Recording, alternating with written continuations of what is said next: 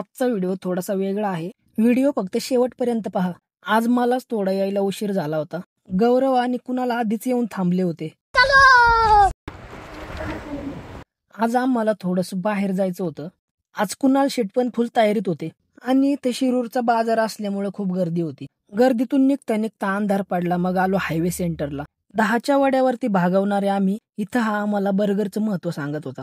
आमच्या एवढ्या अथक प्रयत्नानंतर आम्हाला आमच्या सक्सेसची पायरी दिसली आणि त्याच पायरीवर चढून आम्ही पुढे निघालो. जाताना आम्हाला आमचे हे मोठे फॅन भेटले. बराच वेळ हवेत राहून शेवटी आम्ही जमिनीवर आलो. थोडं पुढं आल्यावरती आम्हाला ही शाळेची मुलं भेटली. मग कुणालने त्यांना आमच्या शाळेचे स्ट्रगलचे किस्से सांगितले आणि तेच ऐकून पोरांनी तिथून जाण्याचा निर्णय घेतला आणि त्याच टेन्शनमध्ये आम्ही पण तिथून निघलो.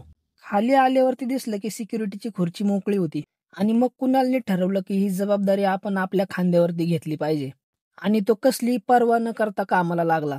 बराच वेळ फिरल्यानंतर आम्ही चहा घ्यायला आलो.